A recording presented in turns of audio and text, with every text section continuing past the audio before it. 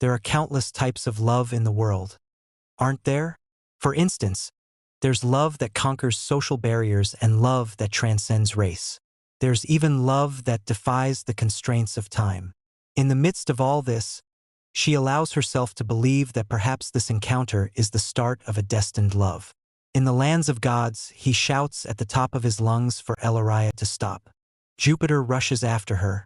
With a smile on her face, she gazes at the surroundings and whispers, "Freedom is right in front of us." Her eyes sparkle with a newfound radiance as she looks upon something she has yearned for. It's the human world, the world she has always dreamed of. Elariah, the god of plants, admits that the continent she desired to visit may be different, but she knows she has no other choice now. Every second counts. She holds a plant in her hand and gently encourages it to awaken. They are descending now. The plant comes to life and beams back at her with a radiant smile. In response, she says, "That's right, you should stay close to me." They are determined to escape from this wretched place called Luda. The plant speaks in its own language, which she seems to understand, as she reassures it that everything will be all right. They haven't been caught yet. Jupiter catches up to her and abruptly tells her to stop. She wonders how he managed to sneak up on them. He, the god of the sky, asks her how she could betray him. He has done so much to accommodate her, to ensure she could live her life to the fullest. At first, she flinches, but then finds her voice. She tells him that his idea of accommodation is laughable. It has been 200 years, after all. She adds that she has spent those years in monotonous solitude, confined and surviving on meager rations. She demands to know if living under constant surveillance and the fear of annihilation is his idea of accommodation. She reminds him that she has been treated as an ill omen since the day she was born. Branded as the god who will bring destruction to the world, she claims that every time something bad happens in the human realm, people blame her. Tears are now streaming down her face as she demands to know why he thinks she should be grateful just for being spared. He clenches his fist in anger, wanting to know how she could do that to him if he means nothing to her. Her eyes blaze with fury as she confronts him, questioning what he has ever done for her. She further questions why he thinks she's some kind of god of destruction when she is actually the god of plants. He calls her name as she moves closer to the edge. She questions him again, asking how she is supposed to destroy the world with plants. He tries to coax her into calming down and returning to the isolation room immediately. He promises her that if she returns quietly, he will not punish her. He warns her that before the other gods try to execute her, she needs to find a place to return to. After a tense moment of silence, she admits to Jupiter that the moment she decided to escape this place, her heart finally found peace. She requests him not to stop her. He comments that if that is her wish, he cannot stand in her way. Before the other gods notice, he will forcefully take her to the isolation room if necessary. She remarks that he seems to have forgotten that she is a god. This surprises him, and he questions if she is really going to do it. She replies that whether the other gods notice or not, it's none of her concern. She is going to live her own life in the human world from now on. She smiles brightly at him, telling him to never let her see him again. She rushes to the end of the cliff and jumps off. However, before she does, she lets him know one last thing. Being with him was painful, but she hopes he does well. He grits his teeth in anger as she leaps off the cliff. As she descends towards the human world, she marvels at its beauty, but quickly wonders what her next move should be. She realizes that she needs to find a human body to enter and hide before the gods catch up with her. And she wants a body that doesn't have a settled soul yet. While she's landing, she looks around, trying to find someone suitable for her to enter. However, she suddenly feels the aura of a human about to be born. She watches from the window as a woman is in critical condition due to her addiction to chocolate. Rosalita thinks that she has found a suitable body for herself to breathe in. She then tells her plant to listen carefully. She states that there are two things that are absolutely necessary for eating and living well in the human world. The first thing is money, and lots of it if possible. The second thing is status and honor. She tells her plant to just wait and see, as she will enjoy all the things she couldn't enjoy until now. She prepares herself and gets ready to fly towards the person she intends to take over. But just as she is about to reach for her, a powerful force pulls her towards the unconscious woman. She struggles to resist but finds herself unable to stop the inevitable pull.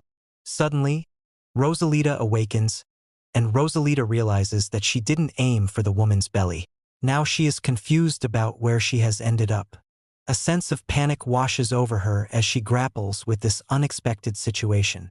She thinks to herself, where did she enter? The doctor asks her, but she doesn't remember anything, not even a single thing. She replies that she really doesn't remember anything. Rosalita's mother assures her that it's okay if she doesn't remember. What's important is that she's alive, she exclaims. Just knowing this fact alone makes her happy. She then tells her to rest well. Now Rosalita admits to herself that amnesia really is a versatile excuse. However, it feels strange to her because unless a human body is about to be born, every human body already has a soul, and another soul can't enter that body. She can't help but wonder how she was able to enter this body.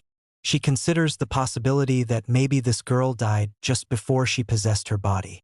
The wingless angel, Rosalita Derman, finds herself in the city of Rhea, where countless humans live. She's so famous that there isn't a single person who doesn't know her. It's all because of her kind personality and beautiful appearance. They even made plays based on her stories. It happened 7 years ago, during a chaotic time caused by a natural disaster. Rhea, a noble young lady at the age of 13, saved everyone and became a hero. Since that day, the people of Rhea have been praising her. But not everyone likes her. One noble lady made fun of her, questioning what all the fuss was about. She was just a noble young lady on a rescue mission. Maybe a commoner's life would have suited her better. In response, she simply smiled kindly at the lady because she didn't know how to hate others. Our female protagonist wonders why she died. She wonders if she had any illness at such a young age. Her family and the doctor seem to avoid giving a clear answer. She admits to herself that she has a caring and good family. She's popular and has a good personality.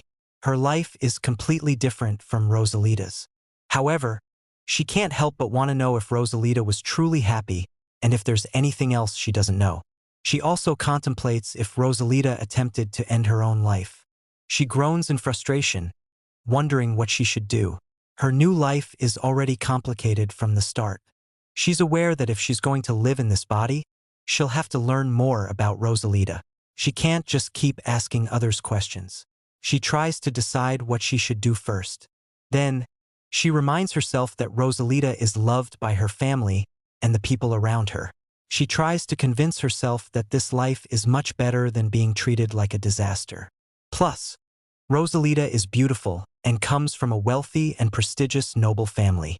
She may not fully understand the circumstances surrounding her death, but maybe this isn't such a bad start after all. The plant calls for her attention, and she looks away from the mirror towards the plant. She asks if it wants her to use her divine powers. She acknowledges that using divine power in a dead body might pose a challenge, but she's determined to give it a try. That's why she initially hesitated to enter the dead body. However, now she has no choice. She then asks her plant if there are any other plants nearby. The plant nods, and she responds with excitement, saying, "Great! Let's see if I can use divine power in this body." She steps out into the garden, knowing that she needs to check if the plants can hear her. She greets a plant and touches it, requesting that it respond if it can hear her voice. She assures the plant that it can speak freely since she is on their side. She admits that, in this world, the rain doesn't fall on time and humans cut down carefully nurtured branches. She inquires about the plant's soil condition and whether it is being properly fertilized. Unbeknownst to her, a man gazes at her through the window, looking confused. She continues asking if anything is bothering the plant and promises to help. Suddenly, a voice calls out from behind her, causing her to quickly spin around in surprise. The person happily exclaims that she's awake, leaving her wondering who he is. The man apologizes for startling her and explains that he saw her outside, so he thought it would be okay to check on her. He introduces himself as Benjamin Derman, the eldest son of the Derman family. She looks at him, thinking about his appearance and wonders if a god personally created him. He then mentions that he heard she lost her memory and reveals that he is her older brother. She doesn't seem very pleased to learn that this handsome man is her brother. He gently urges her to go back to the bedroom and rest, telling her not to trouble herself with trivial matters. She easily agrees, and once she's settled in bed, he asks if he startled her earlier. She replies that it's okay, but he assures her that it's okay even if she doesn't admit it. Her well-being is his top priority. She thinks to herself that she's really glad to see his handsome face. He asks her once more if she truly doesn't remember anything from the past. She shakes her head and apologizes. Curiosity gets the better of her, and she inquires if she forgot something important. He nervously fidgets with his fingers and insists it's nothing. But if she forgot, there must be a reason behind it. In a soft voice, he admits that he understands even if her memory fades away. She pleads with him to tell her what's wrong, to share if he knows what happened.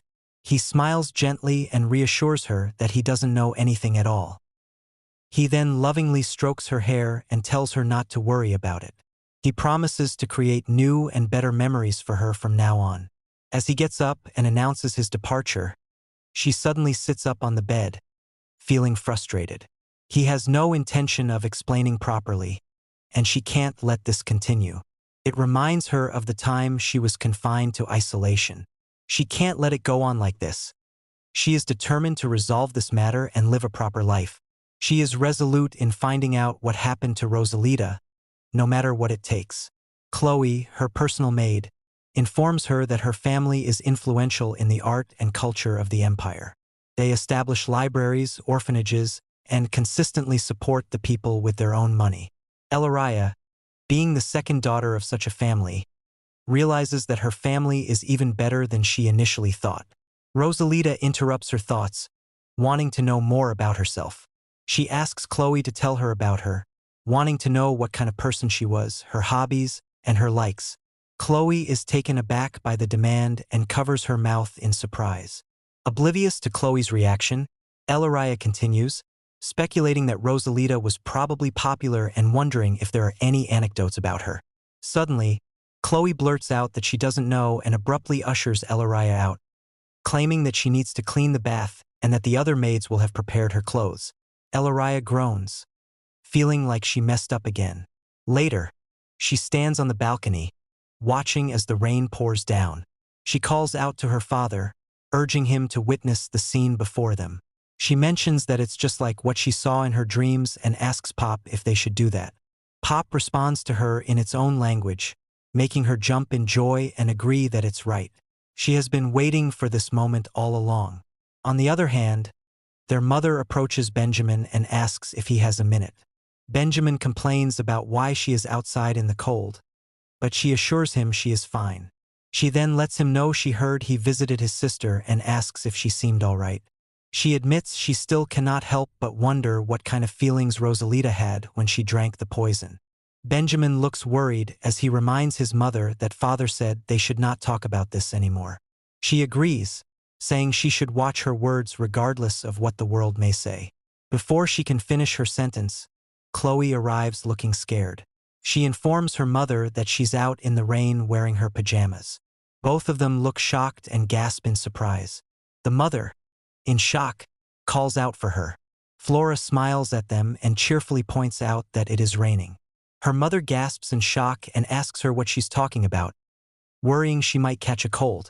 Benjamin gently places his hand on his mother's shoulder and urges her to go inside first, assuring her he will talk to her. Their mother looks exhausted as she tells them to come in when they think it's appropriate. Flora notices her unrelaxed demeanor and wonders why she is reacting like that. She thinks if she did something wrong. In dramas and novels, they often have lavish weddings, while in the rain, she considers it could be that this is not typical. Suddenly, Benjamin covers her with his jacket and smiles at her, making sure she's not cold. She replies that she's not cold but questions if it's strange to be out in the rain like this. He responds that it's okay if she wants to and tells her not to worry about their mother, promising that from now on, no one will dare to point fingers at her. She has the freedom to do whatever she desires with all her heart. He reaches out and takes her hand, inviting her to come inside to avoid catching a cold. Benjamin gazes at her and realizes that she no longer needs to worry about anything. She will never have to endure such terrible shame again. The memory of her expressions when everyone labeled her as a disgrace and humiliation still lingers in his mind. Someone even created an inappropriate portrait of her, and those around her claimed that they would have died of shame if they were in her shoes. Benjamin makes a promise to protect her no matter what. Later, as she lies in bed, she whispers to herself, questioning why they won't let her go when she was told she could do whatever she wanted. She believes her beloved brother has betrayed her as well. Chloe explains that it's obvious why she can't leave. She is sick. Elariah murmurs to herself that she is perfectly healthy. Elariah wonders if she has entered an immoral body now that she has taken on this new form. She expresses her desire to go out, feeling suffocated by staying in her room. She asks Chloe if she could help her just this once. Chloe sighs deeply but agrees, on the condition that it's only for a short walk and she must cover her face. Elariah agrees with a grin. Chloe contemplates whether this is the right decision. As they step into the market, Chloe looks around in awe. It is the renowned Chel Nisha market, known as the city of culture and art.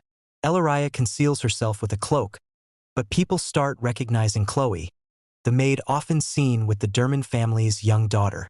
The crowd gathers, murmuring about a commotion in the Derman family and the miraculous return of their girl. Elariah's attention is caught by the whispers, making her wonder if they are talking about Rosalita. One of the men comments that there's no way that person can be Derman's young daughter.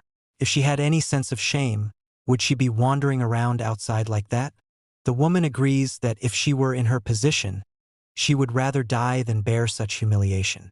The man further adds that Mark Wise Derman should have properly managed his daughter. The woman warns him that his voice is too loud. Unbothered, he mutters, "So what? Did he say something he shouldn't have? She is an absolute disgrace to the nobility and deserves to be locked up for 100 years, so she can never show her face in public again." Chloe looks furious. Elariah thinks, "Look at that man. Does he even know what 100 years are worth?" She thinks about how much she would love to use her power to pin him to the ground right now. She strides over to him and asks him to tell her more about the story he just told. The man smiles in such an evil way that bares his teeth. He says, "Look here at this young lady. She is here to criticize my words. How absurd." He teases, "Isn't it interesting that someone is intrigued by what she has to say?" He exclaims, "Well, if he needs to repeat himself, as the sole daughter of the empire's only Marquis family, shouldn't she feel ashamed after what she did? How bold of her to display such behavior and still carry herself so confidently." He then leans in closer, whispering, "Or perhaps, is there something going on behind closed doors even among the Derman family? And does the whole family enjoy such scandals?" Faria wonders about what exactly Rosalita went through. Why is everyone hiding information about her? And why are random people freely discussing it? She thinks, whether they are gods or humans, their actions are the same, ignoring the truth, pushing people around as they please, and humiliating each other. Her eyes blaze with fury as she thinks, she doesn't know what exactly happened, but this is just too much. She asks him to repeat the words he said in front of Marquis Derman. He narrows his eyes at her and points out that the turmoil caused by Lord Derman's will surely start up a scandal in the Marquisate, and who does she think she is, speaking in such a vulgar manner to someone of his noble status? He demands an apology immediately. How ironic that she finds his comments funny. Shouldn't he be the one apologizing to her instead? After all, he had the audacity to insult the daughter of the Empire's only Marquis family in broad daylight. He snaps back, mentioning that even her own family has given up on her, which is why they haven't taken any action. That's also the reason why she's keeping quiet. In response, she smirks at his ignorance. She wants him to stop blabbering without knowing the full story. She asks if he even knows the type of people she despises the most. She claims it's those who not only pick on her, but also speak ill of her loved ones. She adds that they are the only ones who truly trust and care for her, and she really hates those who persistently try to manipulate others. Suddenly, She tightly grabs his collar and firmly states that she should let go of him. Doesn't she know how to respect her elders? She informed him that he deserves to be beaten up. With a clenched fist, she delivers a powerful punch to his face. She believes this should be enough, as causing a scene is not allowed. The man sobs and threatens her, warning that she will not remain unharmed after all of this. He trembles in fear as she hovers over him, cautioning him that if he dares to gossip about her, he won't be able to speak freely next time. She turns away, but looks back at the man and remarks that he's now bawling on the ground. Later, she demands to know from Chloe what the old man was talking about. She appears stressed as she pretends to be clueless and asks what she means. Faria insists that she's not planning to hide it from her until the end. Chloe confesses that she hasn't done anything wrong, and she looks very sad. She further admits that she was just being sincere. Faria now feels guilty for prying further and says that she will stop asking if it will cause her any trouble. She thinks she might start crying if she continues down this path. Just as she suggests they should focus on enjoying the day, she is interrupted by the man from earlier and his guards. The man points at her and orders his guards to catch them all. She starts running, urging Chloe to do the same. The guards search for them, wondering where they have gone. One guard reassures the other to calm down, saying it's just a matter of time. There aren't many places here to hide. The man shouts at them to stop talking and catch them. He has already wasted too much of his time because of those rats. Both girls are hiding in the corner when the guards run in the opposite direction. Elaria sighs in relief. She then goes to look for Chloe and the escort. As she goes further into the alley, the atmosphere seems different. She then finds that man inside a shop, talking to someone. He apologizes to the other person and asks if he has been waiting for that long. The other man replies, "Not at all." The man says he almost got delayed because of that which Elaria. Elaria just hopes Chloe and the escort manage to escape safely. The other man reminds him that it is still fortunate that their plan worked out and this ended up in their hands. It is a list of emergency supplies.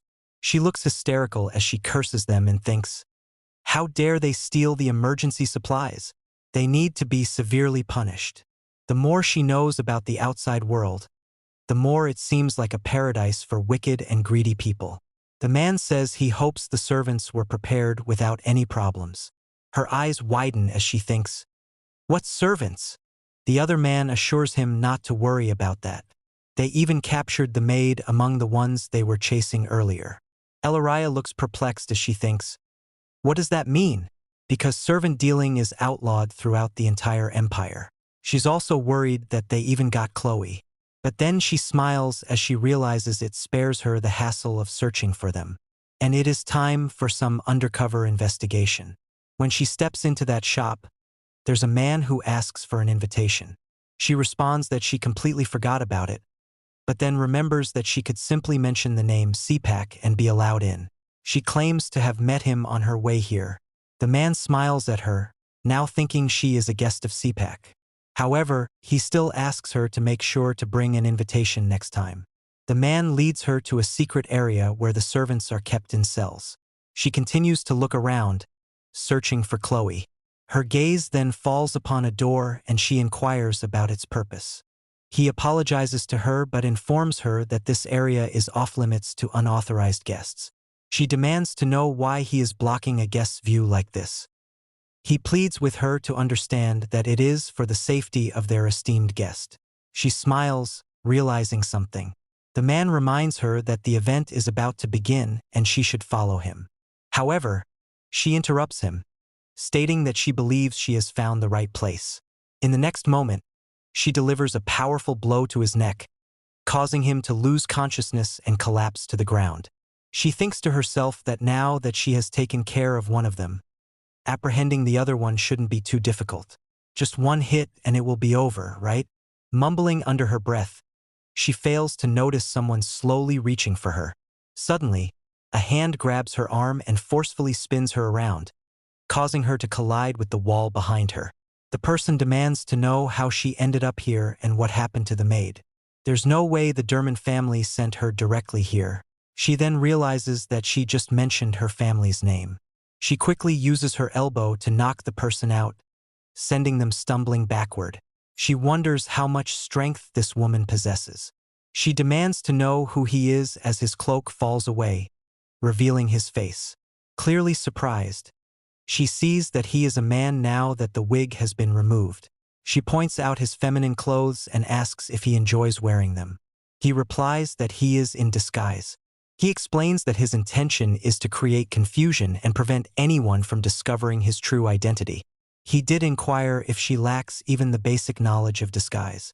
Then, he narrows his golden eyes at her and admits that he didn't realize she possessed such strength. She averts her gaze and fibs, claiming that she has always been strong since she was young. However, she notices his calloused hands and deduces that he is a swordsman. Curiosity gets the better of her, and she can't help but wonder why a swordmaster is behaving this way in this place. He demands to know what is happening here, emphasizing that it is not a place a young lady would come alone. In a panic, she explains that she was simply taking a walk and got lost. He narrows his eyes at her, questioning if she expects him to believe that. She insists that it is true and adds that she recently lost her memory. Realizing that she doesn't need to explain herself to him, she starts interrogating him in return, wanting to know who he is and pretending that she knows him from earlier. She asks if he is a friend of hers and what his name is. He remains silent for a moment, then averts his gaze, avoiding eye contact. He finally responds, saying his name is Thomas, although anyone can see that he is giving her a fake name. She ponders that if he doesn't want to tell her, he should just say so. He concludes that she is going to continue hiding her reason for being there. He admits that they both seem suspicious, so why not just spill the truth? She reveals that she came to this place to find her personal maid, Chloe, who was kidnapped and held captive. He asks if she was searching for her alone. She admits that it does sound suspicious, even to her. He advises her that if he were in her position, he would have immediately returned to the Marquis and asked for help.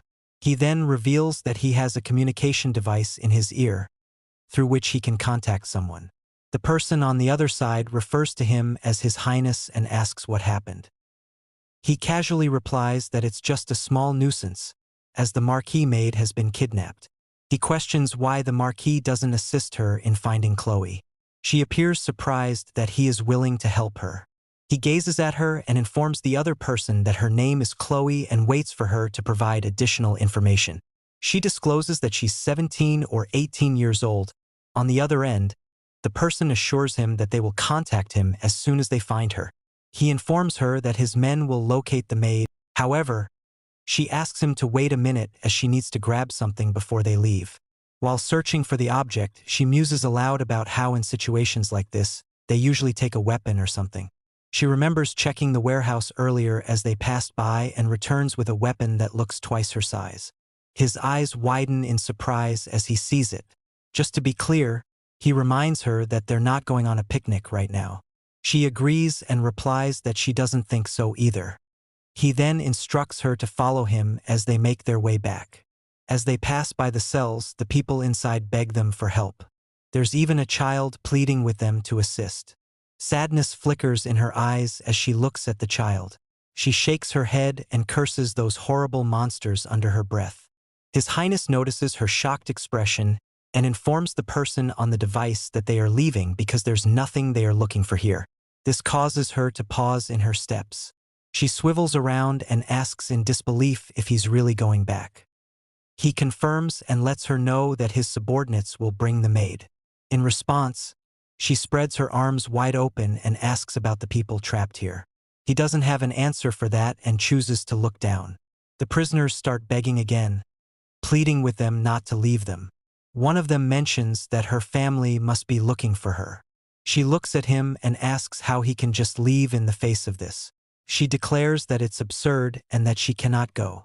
She decides to stay and help these people. Just as she steps forward, he forcefully drags her back by her arm and firmly states that he won't allow that. She can't help but think to herself, what the heck? What kind of human has such strength? She dismisses him, questioning what he is doing. He in turn questions where her confidence comes from, but then grabs her shoulders and asks if she believes she is tough enough to handle them. He warns her not to be naive, as this is not the only slave trader in the Rundell Empire.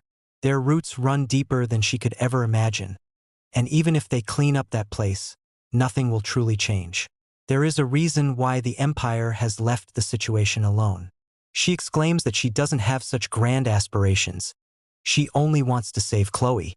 Tia was down, trapped in the isolation room, while everyone else in the plays and musicals pretended not to see the malicious intent when they passed by. That's why she always envied her, because it seemed to mirror her past life.